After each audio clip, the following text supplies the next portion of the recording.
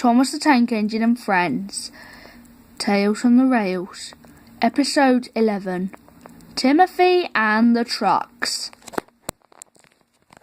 Timothy, the oil-burning steam engine, wouldn't stop complaining every night. And as usual, night after night, he kept Mavis, Percy, Thomas and Toby awake. "I'm tired of just working in the clay pits. I just want to see the world," he said crossly. Mavis, Percy, Thomas and Toby didn't actually care very much, as Timothy was a little engine with very little experience. But one night, he was still complaining as usual. "As I've already said," he said, "I want to see the world. I'm tired of just working in the clay pits every day." "Ugh, I can't stand this," said Toby. "Quiet!" snapped Toby. "If you want to see the world, Timothy, then do it. Don't come crying to us when you come right off the tracks." "Fine," said Timothy, "I will. Soon, hopefully when I get the chance." The next morning, Percy, Mavis, Thomas and Toby had enough.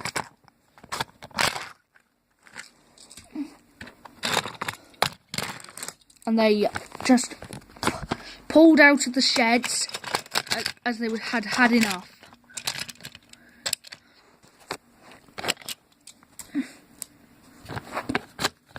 By the end, it was just Timothy left. "I really want to see the world." And that is why, the previous night, Daisy had heard everything that Timothy said, and she had a plan, and she oiled away to start it. But Timothy was really bored.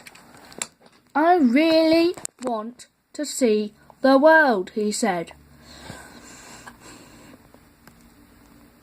"And you're going to," came a voice. Timothy didn't know who it was. Then he heard the horn. He heard the horn.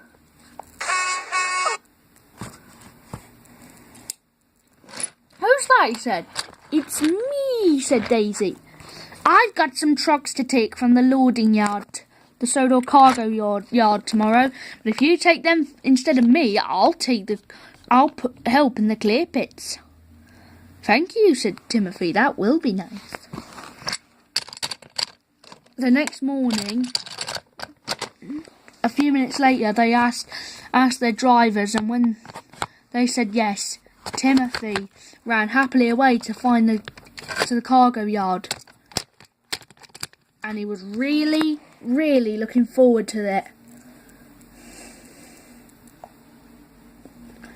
The turntable turned him in his direction.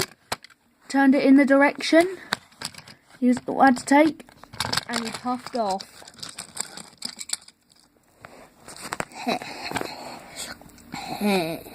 Said Daisy. He won't be able to. He won't be able to stop when they push him on the spiral tower track. "Yeah. Yes," said his driver. He isn't going to last long, is he?"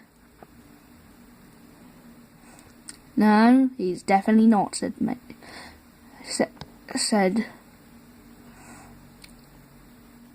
Daisy. Meanwhile, Timothy was puffing along the line towards the Sodor cargo yard.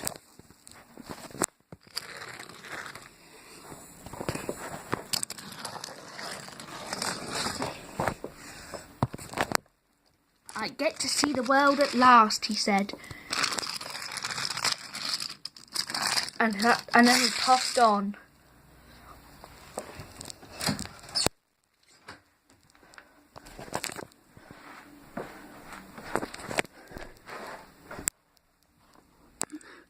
Timothy puffed on. According to my calculations, said his driver, the Sodor cargo yard should just be through this tunnel, and then to your left. Well, we'd better get a move on, hadn't we? Said Timothy, and he puffed into the tunnel.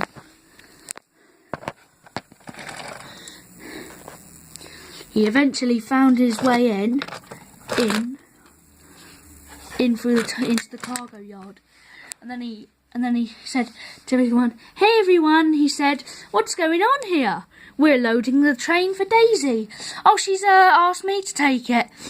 "Why's that?" said Kelly.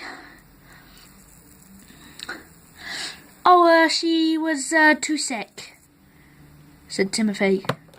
"Oh, okay," said Kelly. "Well, anyway, we're nearly done." They had nearly finished. And just as Ned and Kelly put the loads in, they were ready to go. So they all evacuated.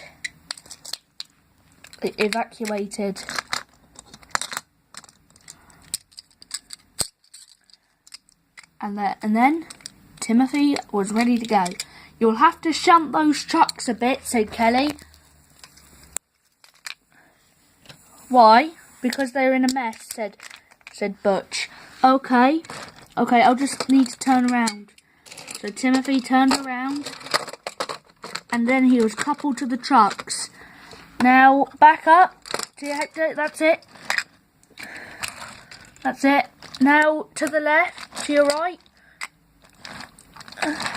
Now, and just take those at the moment." "Yes, okay," said Timothy. "I don't want to go flying off the rails." So where is coal going to go? The coal's got to go up to Misty Island, just in case any engines run out of coal up there. "Okay," said Timothy. And he puffed onto Misty Island, where Ferdinand greeted him warmly at the bottom.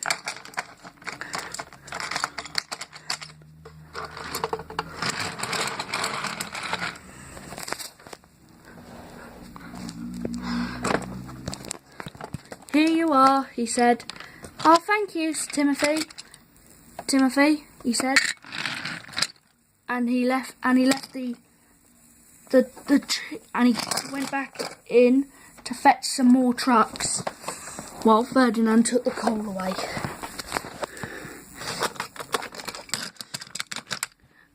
"Oh no, those trucks are for Edward, sorry," he said. "No, it doesn't matter," he said. "Don't worry, I'll just plonk them in this siding here."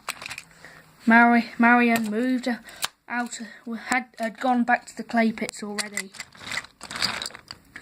So then Timothy shunted the rest of the trucks one by one.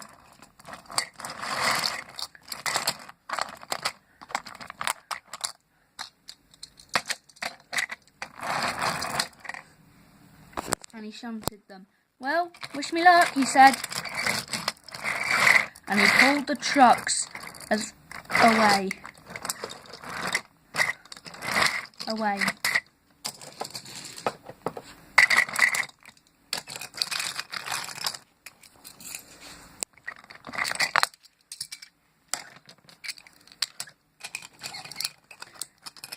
He was soon out on the main line. But then the trucks remembered what Daisy had said. "Bump him at the spiral tower track as soon as you get towards the straight." And the trucks thought, "Yeah, it's about time we have some fun." At last Timothy went along. Then they pushed. Then he went up a hill, up a steep slope, and then he got round the bend and put his brakes on. No, answered the trucks. Go faster!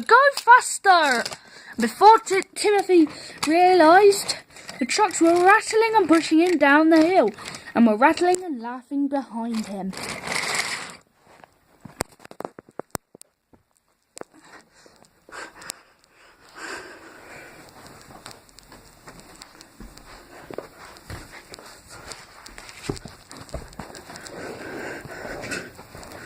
poor Timothy tried to stop the trucks from making him go too fast. "They're pushing me, he said. On, laughed the trucks. "Ah," said Timothy, and he approached the spiral tower track at tremendous speed, nearly derailing as he did so.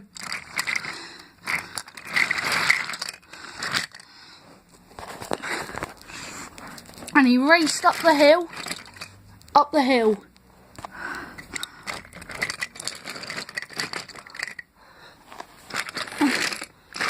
He raced up the hill.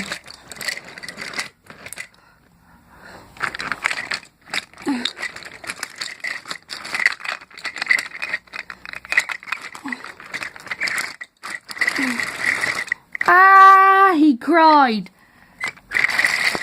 Timothy raced up the hill, up the spiral tower track, and tried to stop. Stop, he cried. But then the trucks began to go right over the edge on him. "No, stop, he cried. Then they fell right back down in the rails, still pushing him on. Suddenly, he got to the top,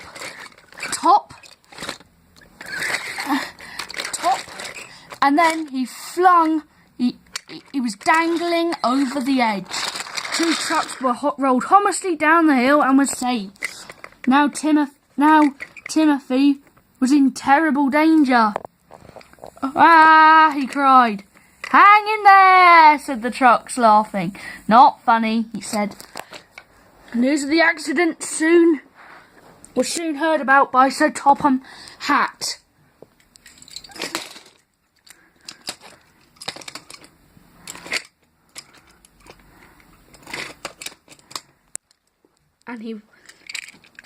And he was soon at the scene.